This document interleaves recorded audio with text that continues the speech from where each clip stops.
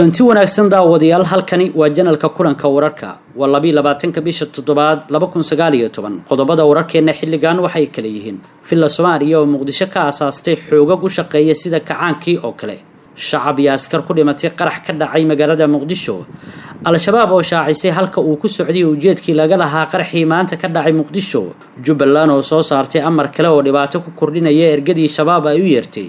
kiiska Aisha Ilyas oo isku turtoor galay iyo mudeen kale oo la sameeyay xubnaha beesha caalamka ee Soomaaliya ku sugan oo tagay magaalada Dhuusamareeb iyo canaan ay u jeediyeen ra'iisul wasaare Khayre iyo wasiirka maaliyadda Kenya oo la amray in la xiro kadib eedam musuqmaasuq oo loo jeediyay intaas waxay ahaayeen daawadayaal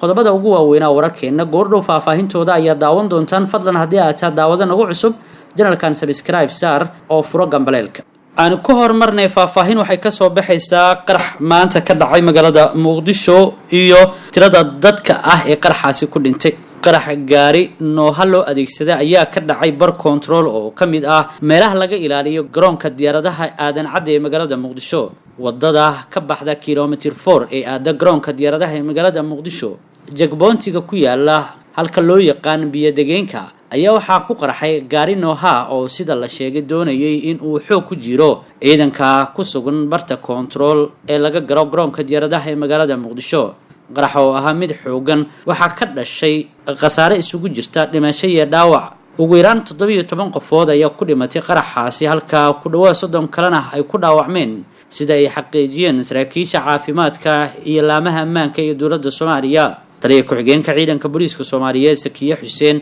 oo barta ay ku leedahay Facebook oo ku soo qortay qoraal ay uga hadlayso dhacdadan waxa ay tilmaantay in askar iyo shacab ay ku dhinteen isla markaana qarax la fashiliyay iyada oo qirsan in shacab iyo askar ay ku dhinteen waxana ay sidoo kale tilmaantay in ay ciidanka ammaanka ku guuleysteen in gaarigaasi laga hortago oo doonayay in si qasab ah uu ku dhaafo wadada uu gaariga hayay waxa ku yaala dhismayaal ay degan yihiin hay'ado waaweyn oo beesha caalamka ah waxaana kamid ah hay'adda UNDP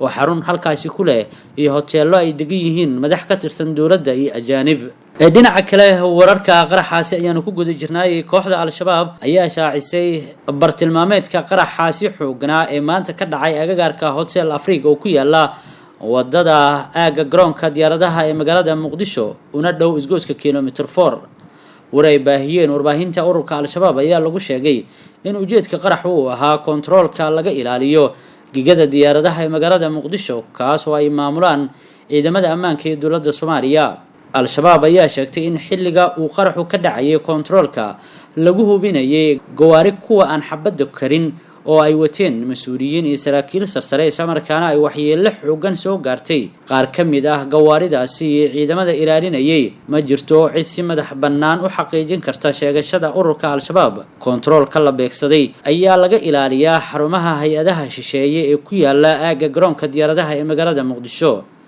al-shabaab ayaa sheegatay in qaraxa ay ku burburiyeen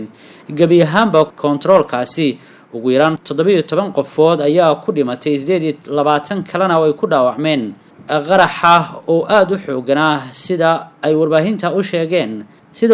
u sheegay agaasimaha cisbitaalka Madiina Dr. Maxamed Yuusuf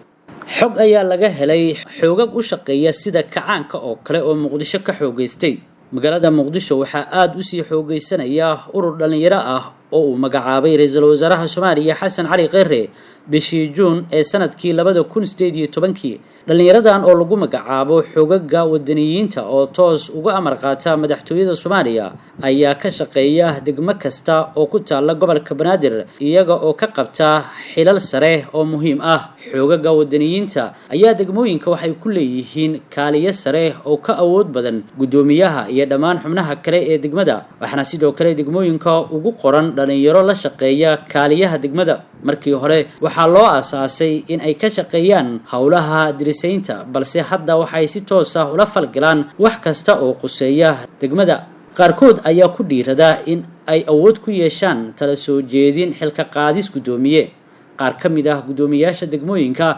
ayaa warbaahinta u sheegay in ay dhibaato badan ku qabaan dhalinyaradaas oo faraha la soo gala dhammaan shaqooyinka gudoomiyaasha ee maamulka degmada qeybihiisa kale waxaana soo laalaabatay isku dhacyada u dhaxeeya maamulka iyo xoogagga wadaniyiinta dhibaato aan la qiyaasi karin ayaan ku qabnaa dadkan waxaana ugu yeernaa la gudoomiye ayuu warbaahinta u sheegay mid ka mid ah gudoomiyaasha degmooyinka gobolka Banaadir dadka qaar ayaa arrintan ku micneeyay kacaan cusub oo la doonayo in lagu abuurto degmooyinka dad ku xiran madaxtooyada Soomaaliya kuwaas oo noqda xoogag u abaabulan difaaca filla Soomaaliya iyo madaxda ku jirta markana galmudug xubnihii ugu badnaa oo ka tirsan beesha caalamka gaar ahaan qaramada midoobay wakiilkeeda midowga Yurub wadamada wakiilo ka socda dawladaha Yurub qaarkood ee ku sugan Muqdisho ergeyga midowga Afrika iyo ergeyga urur goboleedka IGAD ayaa gaaray magaalada Dhuusamareeb ee caasimadda maamulka galmudug waxaana halkaasi shir xasaasi ah ay kula yeesheen ra'iisul wasaaraha Soomaaliya Xasan Cali Qiire iyo madaxa golaha xukuumadda galmudug Maxamed Shaakir Cali Xasan ra'iisul wasaaraha Soomaaliya Xasan Cali Qiire oo maanta kulan xasaasi ah gudaha magaalada Dhuusamareeb kula qaatay safiirada dawladaha daneeya arrimaha Soomaaliya iyo wakiilada qaramada midoobay urur goboleedka IGAD iyo midowga Afrika waxa shirkaasi uu socday muddo ka badan saacad waxaana intiisa badan diiradda lagu saaray xaaladda maamulka galmudug oo dhawaan galaysa doorasho iyo dib u heshiisiin ra'iisul wasaare Qiire ayaa xubnaha beesha caalamka uga warbixiyay heerka kala duwan ee ay mareen dadaalada lagu dhisayo maamulka galmudug oo mideysan sidoo kale Qiire ayaa ka dalbaday safiirada iyo wakiilada beesha caalamka inay kordhiyaan taageeradooda iyo garab istaagooda Soomaaliya dhankooda xubnaha ka socday dalalka caalamka ee ka qayb galay shirka ayaa ku bogaadiyay xukuumadda Soomaaliya dadaalada dib u dhiska ah ee ay ka wado gudaha dowlad goboleedka galmudug wasiirka arrimaha gudaha ee Soomaaliya Cabdi Maxamed Sabriye ayaa sheegay in dhammaan beesha caalamka ay ku qanceen tallaabada dowladda ee dhanka galmudug laakiin warar madax bannaan waxay xaqiijinayaan in xubnaha beesha caalamka ay madaxda dawladda Soomaaliya ku canaanteen soo xirigelinta beelaha iyo waxgarad ka diidan ka qaybgalka shirka dib u heshiisiinta magaalada Dhuusamareeb oo fariisinka ka kala sameystay Hoobiyo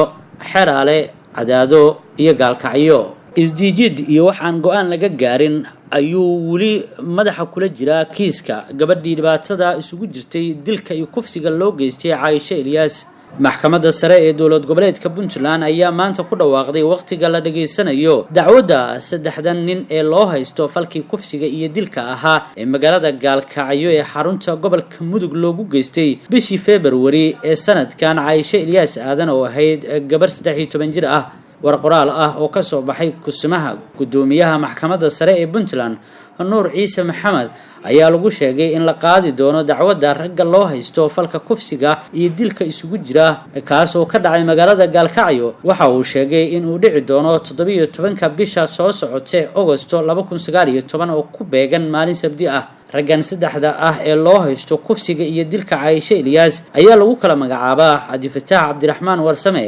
Cabdisalaan Cabdiraxmaan Warsame iyo Cabdishakuur Maxamed Dige horey waxa xukun dil ah ugu riday maxkamadda darajada koowaad ee gobolka Nugaal iyadoo ay ku raacday maxkamadda racfaanka ee isla gobolkaasi xukunkaasi dilka ah ayaa eedeysanayaasha racfaan mar kale ka qaateen waxaana Sabtida soo socota la sugayaa go'aanka kama dambaysta ah oo ay leedahay maxkamadda sare ee Puntland markana maamulka Jubbaland ayaa amar ku miisaan ah kan ay al-shabaab ku soo rogeen ergadii soo dooratay xildhibaanada golaha shacabka ee baarlamaanka Soomaaliya waxa ay dulligeen ergadaasi maamulka gobolka Gado ee Jubbaland ayaa digniin adag u diray ergada soo dooratay xildhibaanada baarlamaanka Soomaaliya gaar ahaan kuwa ku sugan gobolkaasi gudoomiye ku-xigeenka amniga iyo siyaasadda ee degmada Garbaharey Aadan Siraad Maxamuud ayaa warbaahinta u sheegay in aysan aqbali karin in amarada al-shabaab ay ka shaqeeyaan degmadaasi guud ahaan gobolka Gado Siraad ayaa tilmaamay in ergada soo dooratay baarlamaanka ama cid kasta oo furisa awaamirta al-shabaab ay ka qaadi doonaan tallaabo adag oo waafaqsan sharciga sidoo kale waxa uu carabka ku dhuftay in al-shabaab uu dagaal kala dhaxeeyo isla markaana ay iska qaban doonaan qof kasta oo la macaamila sida uu hadalka u yiri